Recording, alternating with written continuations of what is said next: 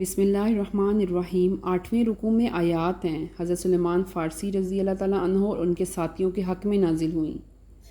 ان آیات میں یہ ثابت ہوا ہے کہ یہودی ہو یا نصرانی یعنی عیسائی یا کسی اور مذہب میں ہونا اسلام میں آنے سے مانع نہیں ہے، لیکن مشرک سے لے کر گمراہ کوئی بھی ہو، جب وہ قرآن کریم اور صاحب قرآن عظیم جناب مصطفیٰ صلی اللہ علیہ وآلہ وسلم کو مان کر قیامت کے دن پر ایمان لے آئے اور پھر اسلام کی ہدایت کے مطابق عمل صالحہ کرنے لگے تو وہ مومن ہیں، اور جو مومن ہو جائے اسے آخرت پر کوئی اندیشہ نہیں اور کوئی غم نہیں، جیسا کہ انہیں کہا گیا تھا کہ وہ دن ہوگا جس کا تم سے وعدہ تھا۔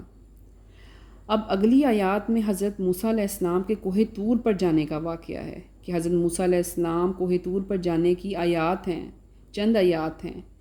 جب 40 دن اور رات کوہ طور پر حضرت موسیٰ علیہ السلام جا کر رہے، قیام کیا، وہاں آپ پر کتاب نازل ہوئی، تو بنی اسرائیل نے عہد شکنی کی تو حضرت جبرائیل علیہ السلام تشریف لے آئے اور کوہ طور کو ان کے سروں پر بقدر و قامت معلق کر دیا۔ موسیٰ علیہ السلام نے فرمایا کہ اب یہ برہان الہی تم پر ہے، اگر عہد پورا کرتے ہو، نہیں تو یہ پہاڑ جو تم پر معلق ہے وہ تمہارے اوپر گرے گا اور تم سب کچل دیے جاؤ گے۔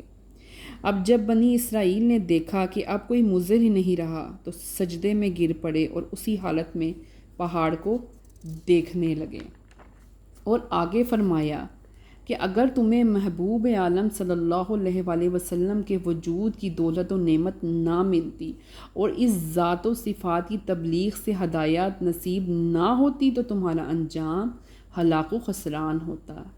اب آگے بنی اسرائیل کے ہفتے کا دن کا واقعہ ہے کہ ہفتے کے دن ان کی خاص عبادت ہوتی تھی، خاص عبادت کا دن ہوتا تھا۔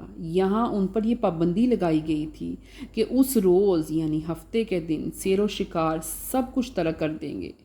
اس حکم کی تعمیل کرنے والے جہاں تھے نا، وہاں ایسے بھی لوگ موجود تھے جنہوں نے یہ خیال تراشا کہ شکار تو نہ کیا، مگر جمعے کے روز دریا کے کنارے بہت سے گڑھے کھود کر ہفتے کے روز علیحدہ رہتے اور اتوار کے دن جا کر دیکھتے تو ان گڑھوں میں جو انہوں نے کھودے تھے نا دریا کے کنارے، ان نے پانی کے بہاؤ کے ذریعے ہفتے کی تمام شام مچھلیاں مقید ہو جاتی، یعنی مچھلیاں قید ہو جاتی ادھر۔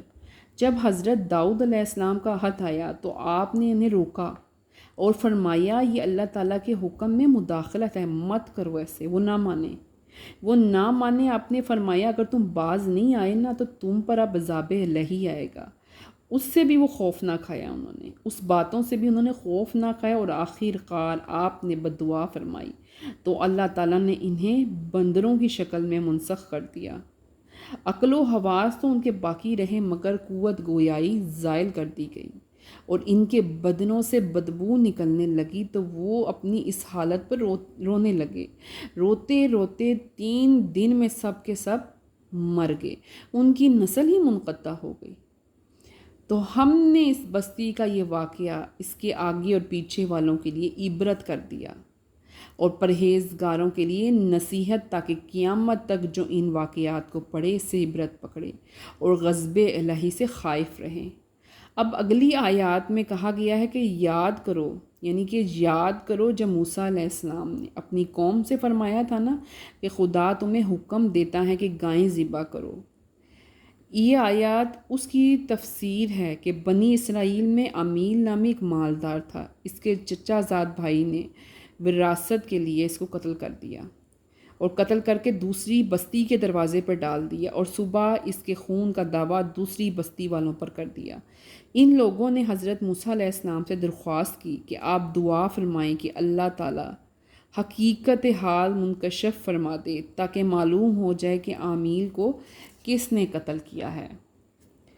اس پر موسیٰ علیہ السلام نے دعا فرمائی، حکم ملا کہ یہ لوگ ایک گائے لائیں، ایک گائے ذبح کر کے اس کا کوئی حصہ یعنی کہ گوشت مقتول کی لاش پر ماریں گے تو وہ زندہ ہو کر اپنے قاتل کا پتہ بتائے گا، یعنی کہ اپنے قاتل کا بتا دے گا کہ میرا قتل کس نے کیا تھا۔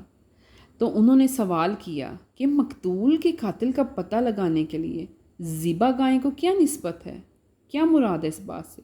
تو موسیٰ علیہ السلام نے جواب دیا کہ پناہ بختہ کہ میں جاہلوں سے ہوں، موسیٰ علیہ السلام نے فرمایا ایسا جواب جو سوال سے ربط نہ رکھے، ایسا جواب دینا میں جاہلوں کا کام ہے۔ مختصر یہ کہ بنی اسرائیل نے سمجھ لیا کہ گائیں کا ذبح کرنا اب ضروری ہے، تو انہوں نے بجائے اس کے فوراً کوئی گائیں ذبح کر ڈالتے گائیں کے اوصاف دریافت کرنے شروع کر دیے۔ بولے اپنے رب سے دعا کیجئے کہ وہ ہمیں بتا دے گائیں کیسی ہو، عمر کتنی ہو، رنگ کیسا ہو۔ موسیٰ علیہ السلام نے جواب دیا، اللہ فرماتا ہے کہ وہ ایک گائیں ہیں، نہ بوڑھی نہ بن بیاہی، جس نے ابھی بچہ نہ جنا ہو، درمیانی گائیں ہوں۔ تو بولے اپنے رب سے دعا کیجئے ہمیں بتا دے اس کا رنگ کیسا ہو۔ تو جواب میں قید اور بڑھا دی گئی، فرمایا وہ ایک پیلی گائیں جس کی رنگت ڈبڈباتی اور اتنی پیلی کچد کہ دیکھنے والوں کو خوش کرتی ہو۔ اس جواب پر بھی ان کو تسلی نہ ہوئی تو کہنے لگے اپنے رب سے دعا کیجئے کہ ہمارے لیے صاف بیان کرے وہ گائیں کیسی ہو۔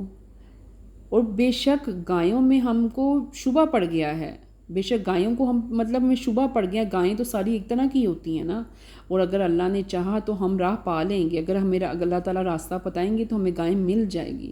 تو اس کے جواب میں اور قید بڑھا دی گئی۔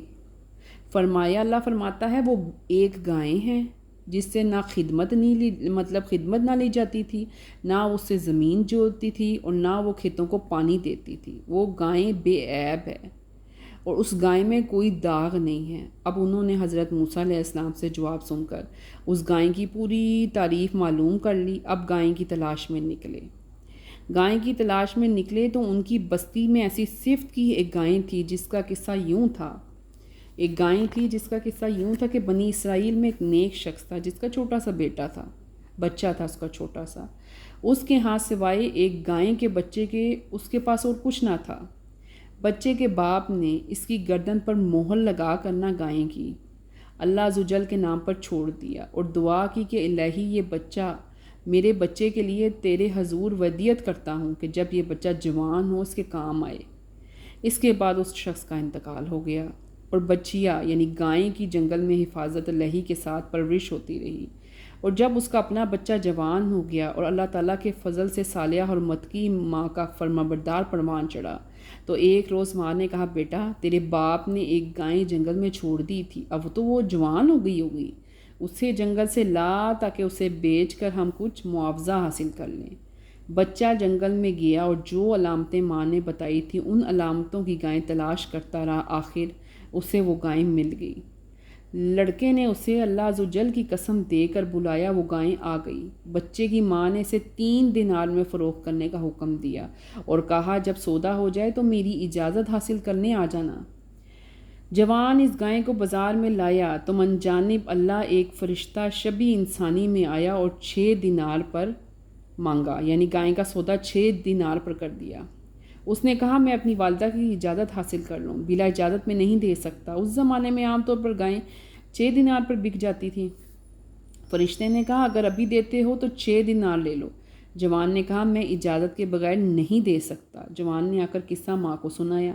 ماں نے کہا بیٹا 6 دینار کافی قیمت ہے، جا کر دیا۔ وہ جوان سالیہ پھر بازار میں آیا تو فرشتے نے اب قیمت لگا دی 12 دینار۔ اب 12 دینار قیمت لگا دی تو اس جوان نے کہا میں پھر اجازت لینے جا رہا ہوں۔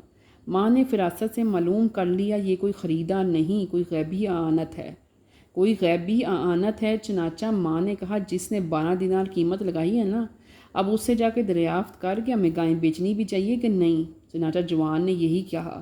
جوان نے اس سے آ کر یہی سوال کیا جو ماں نے کہا تھا، تو فرشتے نے کہا ابھی اس گائیں کو رکھو، ابھی اس گائیں کو مت بیچو حتیٰ کہ بنی اسرائیل کے لوگ خریدنے آئیں، اور جب وہ آئیں تو انہیں کہنا اس کی قیمت یہ ہے کہ اس کھال میں سونا بھر کر دیا جائے۔ مختصر یہ کہ بنی اسرائیل جستجو کرتے ہوئے اس کے گھر آئے اور فیصلہ ہوا کہ وہ سونا کھال بھر کر قیمت ادا کریں گے۔ قرضیہ وہ گائیں بضمانت موسیٰ علیہ السلام انہیں دے دی گئی۔ انہوں نے ذبح کر کے اسی کھال میں سونا بھر کر ادا کر دیا۔ اس کے بعد بنی اسرائیل نے اس گائیں کے کسی عضو کو یعنی گوشت کو مردہ پر مارا، وہ بحکم الہی زندہ ہوا، اس کے حلق سے خون بہہ رہا تھا۔ اس نے اپنے قاتل اپنے چچا زاد کو بتایا، آخر چچا زاد بھائی کو بھی اقرار کرنا پڑا اور حضرت موسیٰ علیہ السلام نے اس پر حکم قصاص جاری کر دیا۔ قصاص اگلے رکوع میں اس کی